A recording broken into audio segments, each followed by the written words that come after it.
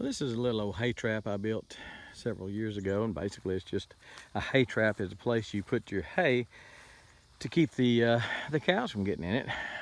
Because strange as it may seem, they can have all this green grass, but if they can get access to a roll of dried last year's hay, they'll eat it.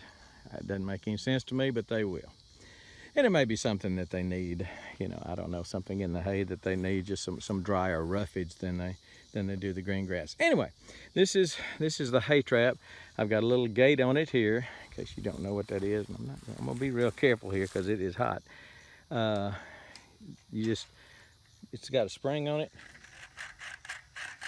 and you'll hook it in there. It makes contact here where it's hooked. You can hear it snapping, something snapping. I can't tell, oh, it's snapping on that little, right where it makes. Boy, I'm trying to be careful with my finger because I can't see it, I'm looking at the camera. Snapping in there, but anyway, this is charged from the fence. I've got a little hot wire going down that fence right there underneath that gate, and it is charging this up to here. Well, if I take this loose, then the rest of it is not hot. So I'll take this loose, and then I just need to expand it. I got 5 more rolls I need to put in here, and so what I'll do is put a little bit of extra wire here, add a little extra wire to that, move these T-posts over about 4 or 5 feet, and that'll give me room to put the 5 new rolls in. This is last year's hay. This is hay that I did not feed last winter, rather. So it's technically, I don't know, it's a year old. It was cut last year about this time. Anyway, and I didn't feed it. I knew I had too much. So I bought 5 more rolls this year because I am going to feed all that first. Anyway, new rolls will go right there. Got to move this hot wire over about 5 or 6 feet. I'll show you that. The T-posts have been here for 2 or 3 years, so they're pretty stiff. I thought I could just pull them up because they're not pounded in very deep, but I'm gonna have to pull them up with my tractor. There are other ways to pull them up. You can get a little T-post puller from Tractor Supply and such, but if you've got a tractor and a loader, this is the only way to do it. And what I'll do is wrap a chain around this bar, wrap a chain around this 2 or 3 times, and back, and then it'll just pull out of there. I'll show you that right now. So I've just got the chain wrapped around this a couple of times, and usually that'll do it. Sometimes you need to go 3 or 4 times. It may slip coming out, but usually it'll grab on those little tabs right there and come on out. Let me crank the tractor, pull her out.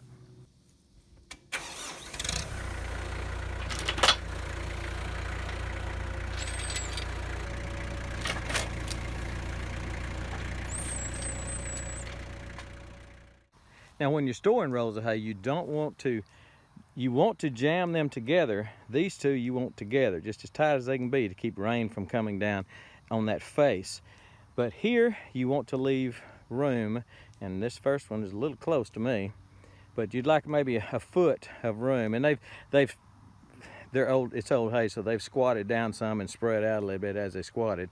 It was a little bit closer, a little bit further away than this. But you want to leave about a foot in between for the rain to drain down and not pool right here and spoil that hay. Because if it rained just pool, if it was close together and it pooled, it could start soaking in that hay and spoiling it. So I'm gonna leave about a foot on this side over here.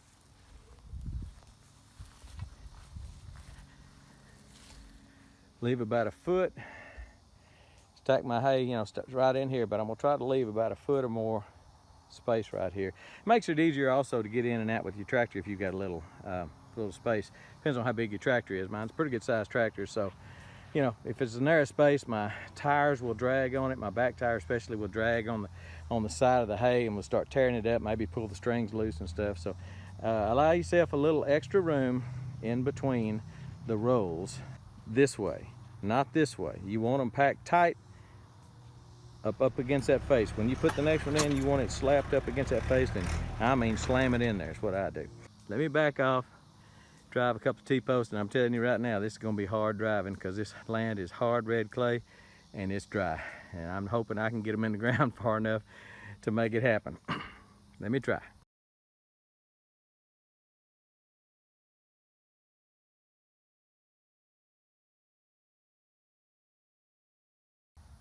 Well, let me tell you something.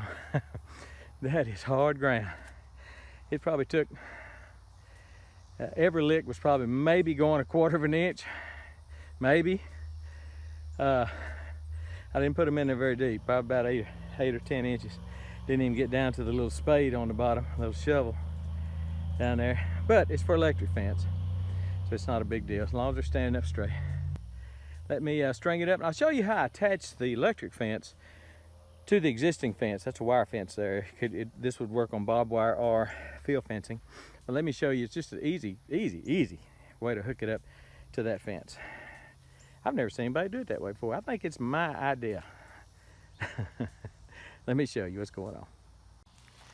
So here's how I attach any hot wire that I have to an existing fence of another kind. If it's a hot wire, you just tie onto it. But a fence like this, or a barbed wire fence, I just take one of these T-post insulators, and it's got a little hook on it. Just hook it on there. How simple is that?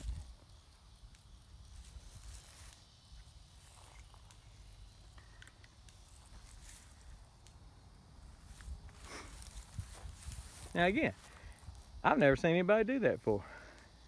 I think I am an innovative person. All right, let me show you the whole trap. So obviously, since I widen this area, this hook is not going to reach. So I need to come in here and splice onto that wire right there, about 6 feet, and it'll reach then.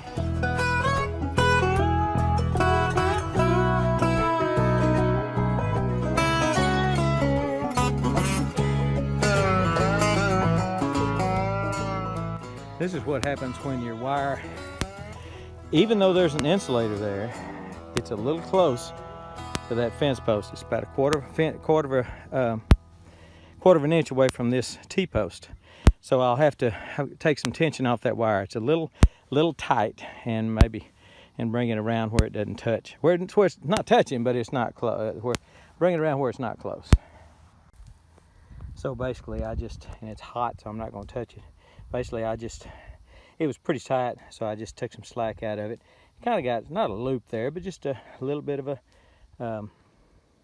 a wave in it where it's not that close to that T-post. Because it can arc through that insulator. The insulator is only maybe 1/8 of an inch thick. And I've seen it, especially if it gets wet, it can arc through there. So anyway, that's one way to fix that. Let me show you the gate. First of all, if you don't know anything about electric fences and are scared of them, don't be. They're just so easy to set up, to maintain. And you know, in just a few minutes, most of my time was not electric fence. Most of my time was T-posts and getting hay and stuff. Let me come over here real quick and show you how the gate works. So in other words, I can unhook that, and it's hot, so I'm gonna be careful, because this fence charger will knock the pooey out of you. But basically, you pull it. It's got a spring back here on the back. You pull it. I've got a loop set up right there for that to go in. I'm trying to do it, film it, and not get shocked. Okay, I got it pretty tight. And I just tie it around there. A lot of people, and I used to think too, you had to be real particular about how you tied this and had to get good connection, all this. If you've got a couple of laps on it, tight, you know, it's not going anywhere. So that's the hay trap, and I'm off the tripod now, so excuse the shaking. I left 18 inches in between them, maybe a little more than that. And we'll feed this first, then start on this when winter time comes. All right, it's hot. It's probably 90 degrees, and it's only 11 o'clock in the morning. So I'm done. I'm through. Hay trap extension, hay trap expansion rather, And whew, we're done and we're gone.